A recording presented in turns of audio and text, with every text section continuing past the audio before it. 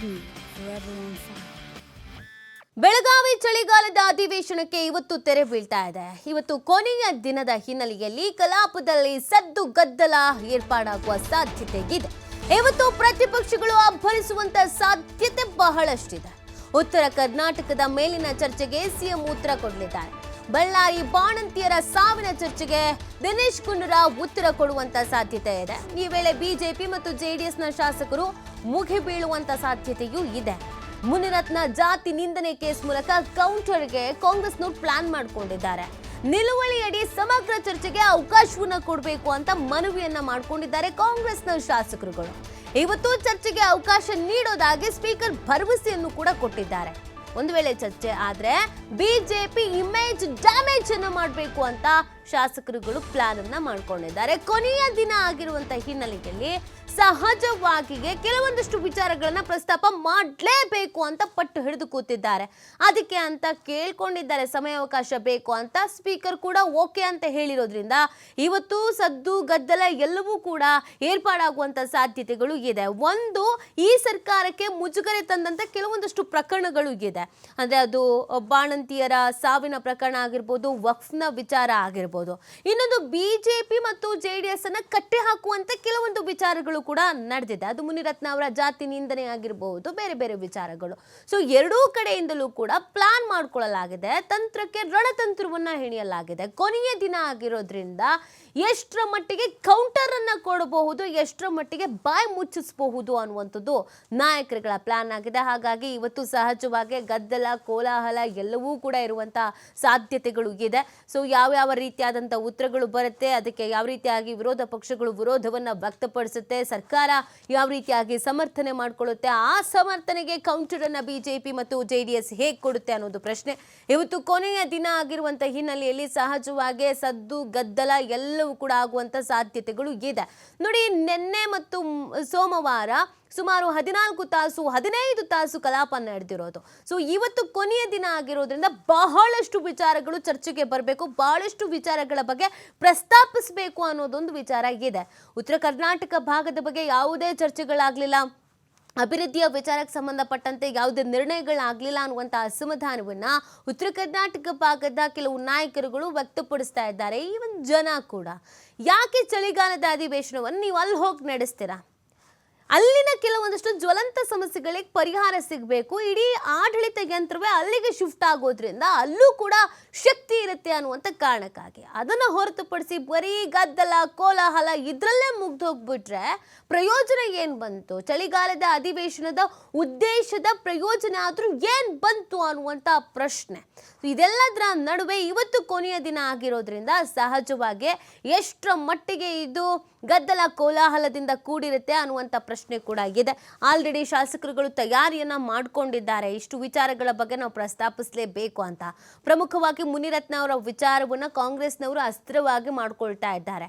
ಜಾತಿ ನಿಂದನೆಯ ಕೇಸ್ ಅವ್ರ ಮೇಲೆ ದಾಖಲಾಗಿತ್ತು, ಆಡಿಯೋಗಳು ಕೂಡ ವೈರಲ್ ಆಗಿತ್ತು. ಈ ವಿಚಾರವನ್ನ ಪ್ರಸ್ತಾಪ ಮಾಡಿಬಿಟ್ರೆ, ಜಾತಿ ನಿಂದನೆಯ ವಿಚಾರವನ್ನ ಪ್ರಸ್ತಾಪ ಮಾಡಿಬಿಟ್ರೆ ಬಿಜೆಪಿಗೆ ಮುಜುಗರ ಆಗುತ್ತೆ ಅನ್ನುವಂಥ ಕಾರಣಕ್ಕೆ ಈ ಎಲ್ಲದರ ಬಗ್ಗೆ ಮತ್ತಷ್ಟು ಮಾಹಿತಿಯನ್ನು ನೀಡ್ತಾರೆ ನಮ್ಮ ಪ್ರತಿನಿಧಿ ಶಿವು.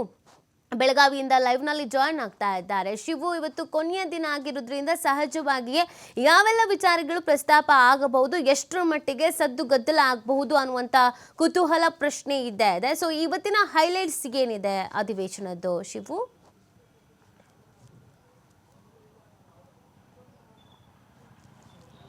ನೀತಿ, ಬೆಳಗಾವಿ ಸುವರ್ಣಸೌಧದಲ್ಲಿ ನಡೀತಾ ಇರುವಂತಹ ಚಳಿಗಾಲದ ಅಧಿವೇಶನ ಇವತ್ತು ತೆರೆ ಬೀಳ್ತಾ ಇದೆ.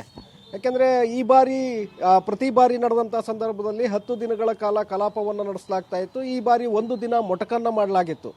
ಇವತ್ತು ಕೊನೆಯ ದಿನ ಆಗಿರೋದ್ರಿಂದ ಸಹಜವಾಗಿ ಸಂಜೆಯ ಒಳಗೆ ಸದನವನ್ನು ಮುಗಿಸುವಂಥ ಒಂದು ಸಾಧ್ಯತೆಗಳಿದೆ. ಹಾಗಾಗಿ ಕೊನೆಯ ದಿನದಲ್ಲಿ ಸಾಕಷ್ಟು ಸದ್ದುಗದ್ದಲ ಆಗುವಂಥ ವಿಷಯಗಳು ಕೂಡ ಇದೆ. ಯಾಕೆಂದರೆ ಮುನಿರತ್ನ ಅವರ ಪ್ರಕರಣದಲ್ಲಿ ಜಾತಿ ನಿಂದನೆಯನ್ನು ಮಾಡಿದ್ದಾರೆ ಅನ್ನುವಂತಹ ಆರೋಪವನ್ನು ಮಾಡಿ ಮಳವಳ್ಳಿ ನರೇಂದ್ರ ಸ್ವಾಮಿ, ನಯನಾ ಮೋಟಮ್ಮ ಹಾಗೆ ಬಂಗಾರಪೇಟೆ ನಾರಾಯಣ ಸ್ವಾಮಿ ಅವರು ನೋಟಿಸನ್ನು ಕೊಟ್ಟಿದ್ದರು. ಸಮಗ್ರವಾಗಿ ಚರ್ಚೆಗೆ ಅವಕಾಶವನ್ನು ಮಾಡಿಕೊಡ್ಬೇಕು, ನಮ್ಮ ಸಮುದಾಯಕ್ಕೆ ಅನ್ಯಾಯ ಆಗಿದೆ, ನಮ್ಮ ಸಮುದಾಯವನ್ನು ಅಪಮಾನ ಮಾಡಿದ್ದಾರೆ, ಹಾಗಾಗಿ ಅವರ ಮೇಲೆ ಕ್ರಮವನ್ನು ತೆಗೆದುಕೊಳ್ಬೇಕು, ಅವರನ್ನು ಸಸ್ಪೆಂಡ್ ಮಾಡಬೇಕು ಅನ್ನುವಂತಹ ಆಗ್ರಹವನ್ನು ಮಾಡಿ ಸ್ಪೀಕರ್ ಅವರಿಗೆ ನೋಟಿಸನ್ನು ಕೊಟ್ಟಿದ್ರು. ಇವತ್ತು ಅವಕಾಶವನ್ನು ಮಾಡಿಕೊಡ್ತೇವೆ ಅಂತೇಳಿ ಸ್ಪೀಕರ್ ಅವರು ಕೂಡ ಭರವಸೆಯನ್ನು ಕೊಟ್ಟಿದ್ರು. ಹಾಗಾಗಿ ಇವತ್ತು ಸದನದಲ್ಲಿ ಈ ವಿಚಾರ ಚರ್ಚೆಗೆ ಬಂದಿದ್ದೆ ಆದರೆ ದೊಡ್ಡ ಮಟ್ಟದ ಗದ್ದಲ ಆಗುವಂಥ ಒಂದು ಸಾಧ್ಯತೆಗಳಿದೆ. ಆ ಕಡೆ ಮುನಿರತ್ನ ಅವರು ಕೂಡ ನಾನು ಸ್ಪಷ್ಟೀಕರಣವನ್ನು ಕೊಡೋದಕ್ಕೆ ನಾನು ರೆಡಿಯಾಗಿದ್ದೇನೆ ಅಂತೇಳಿ ಅವರು ಕೂಡ ಈಗಾಗಲೇ ಸಿದ್ಧತೆಯನ್ನು ಮಾಡ್ಕೊಂಡಿದ್ದಾರೆ. ಯಾವ ರೀತಿಯಾಗಿ ಇದನ್ನು ಚರ್ಚೆಗೆ ಬಂದಂಥ ಸಂದರ್ಭದಲ್ಲಿ ಮುಜುಗರ ಆಗತ್ತೆ, ಸರ್ಕಾರಕ್ಕೆ ಡ್ಯಾಮೇಜ್ ಆಗತ್ತಾ ಅಥವಾ ಪ್ರತಿಪಕ್ಷಗಳಿಗೆ ಇದು ಮುಜುಗರವನ್ನು ತರುತ್ತಾ ನೋಡಬೇಕಾಗತ್ತೆ. ಯಾಕೆಂದರೆ ಈ ವಿಚಾರದಲ್ಲಿ ಪ್ರತಿಪಕ್ಷಗಳು ಕೂಡ ಹಿಂದೇಟನ್ನು ಆಗ್ತಾ ಇದೆ ಅವರ ಹಿಂದೆ ನಿಲ್ಲೋದಕ್ಕೆ. ಜಾತಿ ನಿಂದನೆ ವಿಚಾರ ಆಗಿರೋದ್ರಿಂದ ಸಹಜವಾಗಿ ಅವರ ಮೇಲಿರುವಂತಹ ಬೇರೆ ಬೇರೆ ವಿಚಾರಗಳನ್ನು ಕೂಡ ಮುನ್ನೆಲೆಗೆ ತರುವಂಥ ಒಂದು ಪ್ರಯತ್ನಗಳನ್ನು ಕಾಂಗ್ರೆಸ್ ಶಾಸಕರು ಮಾಡಬಹುದು. ಹಾಗಾಗಿ ಎಲ್ಲೋ ಒಂದು ಕಡೆ ಇದು ನಮಗೆ ಡ್ಯಾಮೇಜ್ ಆಗಬಹುದು ಅನ್ನುವಂಥ ಕಾರಣಕ್ಕೆ ಈಗಾಗಲೇ ಮೊನ್ನೆ ಚರ್ಚೆಗೆ ಬಂದಂಥ ಸಂದರ್ಭದಲ್ಲಿ ಚರ್ಚೆಗೆ ಅವಕಾಶವನ್ನು ಮಾಡಿಕೊಡಿ ಅನ್ನುವಂಥ ಒತ್ತಾಯವನ್ನು ಮಾಡುವಂಥ ಸಂದರ್ಭದಲ್ಲೂ ಕೂಡ BJP ನಾಯಕರು ಅಷ್ಟಾಗಿ ಅವರ ಪರವಾಗಿ ನಿಲ್ಲಿಲ್ಲ. ಸೊ ಹಾಗಾಗಿ ಇವತ್ತು ಅವರು ಅವರ ಪರವಾಗಿ ನಿಲ್ತಾರ ಹೇಗೆ ಅನ್ನುವಂಥದ್ದನ್ನು ನೋಡಬೇಕಾಗತ್ತೆ. ಆ ವೇಳೆ ಸದ್ದುಗದ್ದಲ ಗ್ಯಾರಂಟಿ ಆಗತ್ತೆ. ಇದರ ಜೊತೆಗೆ ಉತ್ತರ ಕರ್ನಾಟಕ ಭಾಗದ ಮೇಲೆ 4 ದಿನಗಳ ಕಾಲ ಚರ್ಚೆಯನ್ನು ಮಾಡಲಾಗಿದೆ. ಬೆಳಗಾವಿಯಲ್ಲಿ ಸದನ ನಡೀತಾ ಇರೋದ್ರಿಂದ ಸಹಜವಾಗಿ ಈ ಭಾಗದ ಸಮಸ್ಯೆಗಳು, ಜ್ವಲಂತ ಸಮಸ್ಯೆಗಳು, ಮೂಲಸೌಕರ್ಯಗಳು, ಅಭಿವೃದ್ಧಿಯ ವಿಚಾರವಾಗಿ ಚರ್ಚೆಗಳಾಗಬೇಕು, ಅದಕ್ಕೆ ಪರಿಹಾರ ಸಿಗಬೇಕು, ನಮ್ಮ ಭಾಗ ಕೂಡ ಅಭಿವೃದ್ಧಿ ಆಗಬೇಕು ಅನ್ನುವಂಥ ನಿರೀಕ್ಷೆಯನ್ನು ಈ ಭಾಗದ ಜನ ಇಟ್ಕೊಂಡಿದ್ರು. ಹಾಗಾಗಿ ತಡರಾತ್ರಿಯವರೆಗೂ ಕೂಡ ಸ್ಪೀಕರ್ ಖಾದರ್ ಅವರು ಸದನವನ್ನು ನಡೆಸಿದ್ದಾರೆ. ಈ ಭಾಗದ ಸಮಸ್ಯೆಗಳ ಚರ್ಚೆಗೆ ಶಾಸಕರಿಗೆ ಅವಕಾಶವನ್ನು ಮಾಡಿಕೊಟ್ಟಿದ್ರು. ಸುದೀರ್ಘವಾಗಿ ಚರ್ಚೆಗಳು ಕೂಡ ಆಗಿದೆ. ಇವತ್ತು ಮುಖ್ಯಮಂತ್ರಿಗಳು ಅದಕ್ಕೆ ಉತ್ತರವನ್ನು ಕೊಡಬೇಕು. ಉತ್ತರವನ್ನು ಕೊಡುವಂಥ ಸಂದರ್ಭದಲ್ಲಿ ಕೆಲವು ಘೋಷಣೆಗಳನ್ನು ಕೂಡ ಅವರು ಮಾಡುವಂಥ ಸಾಧ್ಯತೆಗಳಿಗೆ, ಶಾಸಕರಿಗೆ ಅನುದಾನ ಇರ್ಬೋದು, ಜೊತೆಗೆ ಮೂಲಸೌಕರ್ಯಗಳ ಅಭಿವೃದ್ಧಿಗೆ ವಿಶೇಷ ಪ್ಯಾಕೇಜನ್ನು ಘೋಷಣೆ ಮಾಡುವಂಥ ಒಂದು ಸಾಧ್ಯತೆಗಳು ಕೂಡ ಇದೆ. ಸೊ ಹಾಗಾಗಿ ಇವತ್ತಿನ ಸದನ ಸಾಕಷ್ಟು ವಿಶೇಷತೆಯಿಂದಲೂ ಕೂಡ ಇರುತ್ತೆ. ಏನು ಮುಖ್ಯಮಂತ್ರಿಗಳು ಘೋಷಣೆ ಮಾಡ್ಬೋದು, ಈ ಭಾಗದ ಜನರಿಗೆ ಏನಾದರೂ ಕೈಗಾರಿಕೆಗಳಿಗೆ ಒತ್ತನ್ನು ಕೊಡ್ತಾರಾ ಅಥವಾ ಮೂಲಸೌಕರ್ಯಗಳಿಗೆ ಹೆಚ್ಚಿನ ಅನುದಾನವನ್ನು ಬಿಡುಗಡೆ ಮಾಡ್ತಾರಾ ಅನ್ನುವಂಥ ಒಂದು ಕುತೂಹಲಗಳು ಕೂಡ ಇದೆ. ಈ ಸಂದರ್ಭದಲ್ಲೂ ಕೂಡ ಸದ್ದುಗದ್ದಲ ಆಗುವಂಥ ಸಾಧ್ಯತೆಗಳಿದೆ ನೀತಿ. ಯಾಕೆಂದರೆ ಈಗಾಗಲೇ BJP ಶಾಸಕರು ನಿರಂತರವಾಗಿ ಚರ್ಚೆ ಮಾಡುವಂಥ ಸಂದರ್ಭದಲ್ಲಿ ಅಪಸ್ವರವನ್ನು ಎತ್ತಿದ್ರು, ಆಕ್ಷೇಪಗಳನ್ನು ವ್ಯಕ್ತಪಡಿಸ್ತಾ ಇದ್ರು. ಕಾಟಾಚಾರಕ್ಕೆ ಇಲ್ಲಿ ಸದನವನ್ನು ನಡೆಸ್ತಾ ಇದ್ದೀರಿ, ಇಲ್ಲಿ ಸಮಗ್ರವಾಗಿ ಚರ್ಚೆಗಳಾಗ್ತಾ ಇಲ್ಲ, ನಮ್ಮ ಚರ್ಚೆಗೆ ಅವಕಾಶಗಳನ್ನು ಕೂಡ ಸರಿಯಾಗಿ ಕೊಡೋದಿಲ್ಲ, ಈ ಭಾಗದ ಅಭಿವೃದ್ಧಿ ಸರಿಯಾಗಿ ಮಾಡ್ತಾ ಇಲ್ಲ, ಎಲ್ಲವೂ ಕೂಡ ಗ್ಯಾರಂಟಿಗೆ ಅನುದಾನ ಹೋಗ್ತಾ ಇರೋದ್ರಿಂದ ಇವತ್ತು ಶಾಸಕರು ಕ್ಷೇತ್ರಗಳಲ್ಲಿ ಕೆಲಸ ಮಾಡೋದಕ್ಕೂ ಕೂಡ ಅನುದಾನ ಇಲ್ಲ ಅನ್ನುವಂಥ ಒಂದು ವಿಚಾರವನ್ನು ಮುಂದಿಟ್ಕೊಂಡು ಪದೇ ಪದೇ ಆಕ್ಷೇಪವನ್ನು ವ್ಯಕ್ತಪಡಿಸಿದ್ದಾರೆ. ಹಾಗಾಗಿ ಮುಖ್ಯಮಂತ್ರಿಗಳ ಉತ್ತರದ ಸಂದರ್ಭದಲ್ಲೂ ಕೂಡ ಆಕ್ಷೇಪವನ್ನು ವ್ಯಕ್ತಪಡಿಸಿ ಸದನದ ಹೊರಗೆ ಹೋಗುವಂಥ ಒಂದು ಸಾಧ್ಯತೆಗಳು ನಿರ್ಮಾಣ ಆಗಬಹುದು. ಇದರ ಜೊತೆಗೆ ಈಗಾಗಲೇ ವಕ್ಫ್ ವಿಚಾರದಲ್ಲಿ ಉತ್ತರವನ್ನು ಕೊಡಲಾಗಿದೆ. ಅದರ ನಂತರ ಬಳ್ಳಾರಿ ಬಾಣಂತಿಯರ ಸಾವಿನ ಪ್ರಕರಣ ಏನಿತ್ತು ಅದರ ಬಗ್ಗೆ ಕೂಡ ಈಗ ಚರ್ಚೆ ಆಗಿದೆ. ಇವತ್ತು ಅದರ ಮೇಲೆ ಉತ್ತರವನ್ನು ದಿನೇಶ್ ಗುಂಡೂರಾವ್ ಅವರು ಕೊಡಬೇಕಾಗತ್ತೆ. ಆ ಸಂದರ್ಭದಲ್ಲಿ ಯಾವ ರೀತಿಯಾಗಿ ಉತ್ತರವನ್ನು ಕೊಡ್ತಾರೆ, ಅದನ್ನು ಪ್ರತಿಪಕ್ಷಗಳು ಹೇಗೆ ಸ್ವೀಕಾರವನ್ನು ಮಾಡ್ತಾರೆ ಅನ್ನುವಂಥದ್ದನ್ನು ಕೂಡ ನೋಡಬೇಕಾಗತ್ತೆ. ಇಲ್ಲೂ ಕೂಡ ಸದ್ದುಗದ್ದಲ ಆಗುವಂಥ ಸಾಧ್ಯತೆಗಳಿದೆ. ಯಾಕೆಂದರೆ ಇಡೀ ರಾಜ್ಯಾದ್ಯಂತ ಸುಮಾರು 327 ಜನ ಬಾಣಂತಿಯರು ಸಾವನ್ನಪ್ಪಿದ್ದಾರೆ, ಹಸುಗೂಸುಗಳು ಕೂಡ ಸಾವನ್ನಪ್ಪಿದ್ದಾರೆ. ಸೊ ಹಾಗಾಗಿ ಸರಿಯಾದಂತಹ ಚಿಕಿತ್ಸೆಗಳು ಸರ್ಕಾರಿ ಆಸ್ಪತ್ರೆಗಳಲ್ಲಿ ಸಿಗ್ತಾ ಇಲ್ಲ, ಆಸ್ಪತ್ರೆಗಳಿಗೆ ಮೂಲಸೌಕರ್ಯವನ್ನು ಸರ್ಕಾರ ಒದಗಿಸ್ತಾ ಇಲ್ಲ, ಕಳಪೆ ಔಷಧಿಗಳನ್ನು ಪೂರೈಕೆ ಮಾಡ್ತಾ ಇದೆ. ಜೊತೆಗೆ ಯಾವ ಔಷಧಿ ಕಂಪನಿಗಳಿಂದ ಔಷಧಿಗಳನ್ನು ಖರೀದಿ ಮಾಡಲಾಗ್ತಾ ಇದೆ ಅದೆಲ್ಲವೂ ಕೂಡ ಕಳಪೆ ಗುಣಮಟ್ಟದಿಂದ ಕೂಡಿದೆ ಅನ್ನುವಂತಹ ಆರೋಪವನ್ನು ಈಗಾಗಲೇ ಪ್ರತಿಪಕ್ಷಗಳ ಶಾಸಕರು ವ್ಯಕ್ತಪಡಿಸಿದ್ದಾರೆ. ಹಾಗಾಗಿ ದಿನೇಶ್ ಗುಂಡೂರಾವ್ ಅವರ ಉತ್ತರದ ಮೇಲೂ ಕೂಡ ಸದನದಲ್ಲಿ ಗದ್ದಲ ಆಗುವಂಥ ಒಂದು ಸಾಧ್ಯತೆಗಳಿದೆ.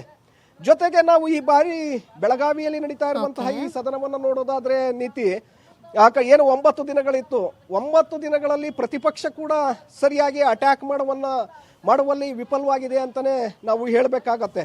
ಯಾಕೆಂದ್ರೆ ಹಿಂದೆ ಸಿದ್ದರಾಮಯ್ಯ ಅವರು ಇರುವಂಥ ಸಂದರ್ಭ ಇರ್ಬೋದು, ಅಥವಾ ಯಡಿಯೂರಪ್ಪನವರು ಪ್ರತಿಪಕ್ಷ ನಾಯಕರಾಗಿದ್ದಂಥ ಸಂದರ್ಭ, ಕುಮಾರಸ್ವಾಮಿ ಅವರು ಇದ್ದಂಥ ಸಂದರ್ಭದಲ್ಲಿ ಸದನದಲ್ಲಿ ಒಂದು ಗಂಭೀರತೆ ಇರ್ತಾ ಇತ್ತು. ಜೊತೆಗೆ ಸರ್ಕಾರಗಳಿಗೆ ಇಕ್ಕಟ್ಟಿಗೆ ಸಿಲುಕಿಸುವಂಥ ಒಂದು ಪ್ರಯತ್ನವನ್ನು ನಾಯಕರು ಮಾಡ್ತಾ ಇದ್ರು. ಯಾಕೆಂದರೆ ಸಮಗ್ರವಾಗಿ ಅವರು ಅದರ ಬಗ್ಗೆ ವಿಷಯದ ನೈಪುಣ್ಯತೆಯನ್ನು ಹೊಂದಿದ್ರಿಂದ ಸದನದ ಒಳಗೆ ಸರ್ಕಾರವನ್ನು ಕಟ್ಟಿ ಹಾಕುವಂಥ ಒಂದು ಪ್ರಯತ್ನಗಳನ್ನು ಮಾಡ್ತಾ ಇದ್ರು. ಆದರೆ ಈ ಬಾರಿ ಕುಮಾರಸ್ವಾಮಿ ಅವರು ಕೂಡ ಇಲ್ಲ, ಕೇಂದ್ರ ಸಚಿವರಾಗಿದ್ದಾರೆ, ಆ ಕಡೆ ಯಡಿಯೂರಪ್ಪನವರು ಕೂಡ ಇಲ್ಲ. ಈಗ ಇರುವಂತಹ ಅಶೋಕ್ ಅವರು ಸಮರ್ಥವಾಗಿ ಅದನ್ನು ಪ್ರತಿಪಕ್ಷವಾಗಿ ಸ್ವಲ್ಪ ಮಟ್ಟಿಗೆ ಅವರು ಪ್ರಬುದ್ಧರಾಗಿರ್ಬೋದು. ಆದರೆ ಸಿದ್ದರಾಮಯ್ಯ, ಯಡಿಯೂರಪ್ಪ, ಕುಮಾರಸ್ವಾಮಿ ಅವರಂತೆ ಸದನದ ಗಮನವನ್ನು ಸೆಳೆಯುವಷ್ಟು, ಜೊತೆಗೆ ಸರ್ಕಾರವನ್ನು ಇಕ್ಕಟ್ಟಿಗೆ ಸಿಲುಕಿಸುವಷ್ಟು ಇನ್ನೂ ಕೂಡ ಪರಿಣಿತಿ ಪಡೆದಿಲ್ಲ ಅನ್ನುವಂಥದ್ದು ನಾವಿಲ್ಲಿ ಗಮನಿಸಬೇಕಾಗತ್ತೆ. ಯಾಕೆಂದರೆ ಸಾಕಷ್ಟು ಅಸ್ತ್ರಗಳು ಈ ಬಾರಿ ಇದ್ವು. ಮೂಢ ಹಗರಣ ಇತ್ತು, ಅಬಕಾರಿ ಪ್ರಕರಣ ಇತ್ತು, ವಾಲ್ಮೀಕಿ ಹಗರಣ ಇತ್ತು, ಜೊತೆಗೆ ಬಳ್ಳಾರಿ ಬಾಣಂತಿಯರ ಪ್ರಕರಣಗಳು ಇದ್ವು. ಸೊ ಇದೆಲ್ಲವನ್ನು ಕೂಡ ಇಟ್ಕೊಂಡು ಸರ್ಕಾರವನ್ನು ಡ್ಯಾಮೇಜ್ ಮಾಡಬಹುದಾಗಿತ್ತು. ಆದರೆ ಅಂತಹ ಪರಿಸ್ಥಿತಿ ಇಲ್ಲಿಯವರೆಗೂ ಕೂಡ ನಿರ್ಮಾಣ ಆಗಲಿಲ್ಲ, ಆ ರೀತಿಯಾಗಿ ನಡ್ಕೊಳ್ಳೂ ಕೂಡ ಆಗಲಿಲ್ಲ. ಜೊತೆಗೆ ಇನ್ನೊಂದು BJPಯಲ್ಲೇ ಬಡ ರಾಜಕೀಯ ಭಿನ್ನಮತಗಳು ಇರೋದ್ರಿಂದ ಎಲ್ಲರೂ ಕೂಡ ಒಟ್ಟಾಗಿ ಸರ್ಕಾರವನ್ನು ಟ್ಯಾಕಲ್ ಮಾಡೋದಕ್ಕೂ ಕೂಡ ಆಗಲಿಲ್ಲ ಈ ಬಾರಿ. ಅಂತಹ ಒಂದು ಪ್ರದರ್ಶನ ಈ ಬಾರಿ ಕಂಡು ಬಂದಿದೆ. ಇನ್ನೊಂದು ಕಡೆ ಮೈತ್ರಿ ಪಕ್ಷವಾಗಿರುವಂಥ JDS ಕೂಡ ನಿನ್ನೆ ಒಂದು ವಿಚಾರದಲ್ಲಿ ಹಿಂದಕ್ಕೆ ಸರಿಯುತ್ತೆ. ವಕ್ಫ್ ವಿಚಾರದಲ್ಲಿ ಚರ್ಚೆಗಳಾಗುತ್ತೆ, ಉತ್ತರವನ್ನು ಕೊಡುವಂಥ ಸಂದರ್ಭದಲ್ಲಿ BJP ಶಾಸಕರು ಬಾಯ್ಕಾಟನ್ನು ಮಾಡ್ತಾರೆ, ಸದನದಿಂದ ಹೊರಗಡೆ ಹೋಗ್ತಾರೆ, ವಾಕೌಟ್ ಮಾಡ್ತಾರೆ. ಆದರೆ JDS ಶಾಸಕರು ಅವರಿಗೆ ಸಪೋರ್ಟನ್ನು ಕೊಡೋದಿಲ್ಲ. ಇಲ್ಲಿಯವರೆಗೆ ನಡೆದಂತಹ ಹೋರಾಟ ಪ್ರತಿಭಟನೆಗಳಲ್ಲಿ ಎಲ್ಲದರಲ್ಲೂ ಕೂಡ JDSನವರು ಸಾಥನ್ನು ಕೊಡ್ತಾ ಇದ್ರು BJP ಶಾಸಕರಿಗೆ. ಆದರೆ ಇಲ್ಲಿ ಅವರು ತಮ್ಮದೇ ಆದಂಥ ಒಂದು ವೈಯಕ್ತಿಕ ನಿರ್ಧಾರವನ್ನು ತೆಗೆದುಕೊಳ್ತಾರೆ, ಸದನದ ಒಳಗಡೆ ಅವರು ಉಳ್ಕೊಳ್ತಾರೆ. ಆ ಚರ್ಚೆಯ ಸಂದರ್ಭದಲ್ಲಿ ಅಲ್ಲೇ ಪ್ರಶ್ನೆಗಳನ್ನು ಕೇಳೋದಕ್ಕೆ ಅವರು ಮುಂದಾಗ್ತಾರೆ. ಆದರೆ BJP ಶಾಸಕರು ಸದನದ ಹೊರಗೆ ಇರ್ತಾರೆ. ಇಂಥ ಸಂದರ್ಭವನ್ನು ಬಳಸ್ಕೊಂಡಂಥ ಕೃಷ್ಣ ಬೈರೇಗೌಡ ಸಂಪೂರ್ಣವಾಗಿ BJPಯ ವಿರುದ್ಧವಾದಂಥ ಒಂದು ನಿಲುವುಗಳನ್ನೇ ಅಲ್ಲಿ ಪ್ರಕಟ ಮಾಡ್ತಾರೆ. ಯಾಕೆಂದರೆ BJPಯವರು ಕೂಡ ಅಲ್ಲಿ ಒಳಗಡೆ ಇದ್ದಿದ್ರೆ ಟ್ಯಾಕಲ್ ಮಾಡಬಹುದಾಗಿತ್ತು, ಆ ಒಂದು ಉತ್ತರಕ್ಕೆ ಅಡ್ಡಿಪಡಿಸ್ಬೋದಾಗಿತ್ತು. ಆದರೆ ಯಾವಾಗ ಇವರು ಬಾಯ್ಕಾಟ್ ಮಾಡ್ತಾರೆ ಆಗ ಕೃಷ್ಣ ಬೈರೇಗೌಡ ಸಂಪೂರ್ಣವಾದಂಥ ಒಂದು ವಿವರಣೆಯನ್ನು ಕೊಡ್ತಾರೆ. ಏನು ಇವರು ಆರೋಪಗಳನ್ನು ಮಾಡ್ತಾ ಇದ್ದಾರೆ, ಸ್ಕೂಲ್ನ ಜಮೀನನ್ನು ವಕ್ಫು ಅಂತೇಳಿ ಕೊಟ್ಟಿದ್ದಾರೆ, ದೇವಸ್ಥಾನವನ್ನು ವಕ್ಫು ಅಂತೇಳಿ ಈಗ ನೋಂದಣಿ ಮಾಡಿದ್ದಾರೆ ಅನ್ನೋ ಆರೋಪಗಳನ್ನು ಮಾಡಿದ್ರು. ಅದೆಲ್ಲವೂ ಕೂಡ BJP ಸರ್ಕಾರದ ಅವಧಿಯಲ್ಲಿ ಕೊಟ್ಟಿರುವಂತಹ ನೋಟಿಸ್ಗಳು ಅನ್ನುವಂಥ ವಿಚಾರವನ್ನು ಅಲ್ಲಿ ಮುನ್ನೆಲೆಗೆ ತರ್ತಾರೆ. ಹಾಗಾಗಿ ಈ ಬಾರಿ ಸಾಕಷ್ಟು ಚರ್ಚೆಗಳಾಗಿದೆ, ಜೊತೆಗೆ ಉತ್ತರಗಳು ಕೂಡ ಸಿಕ್ಕಿದೆ. ಆದರೆ ಪ್ರತಿಪಕ್ಷವಾಗಿ ಇಲ್ಲಿ BJP JDS ಒಂದು ಕಡೆ ವಿಫಲತೆಯನ್ನು ಕಂಡ್ರೆ, ಇನ್ನೊಂದು ಕಡೆ ಸರ್ಕಾರ ಅದನ್ನು ಟ್ಯಾಕಲ್ ಮಾಡುವಲ್ಲಿ ನಾವು ಯಶಸ್ವಿಯಾಗಿದ್ದೇವೆ ಅಂತೇಳಿ ಬೀಗ್ತಾ ಇರಬಹುದು. ನೀತಿ. ಓಕೆ, ಥ್ಯಾಂಕ್ ಯು ಶಿವು ತಮ್ಮ ಡೀಟೇಲ್ಸ್ಗಾಗಿ.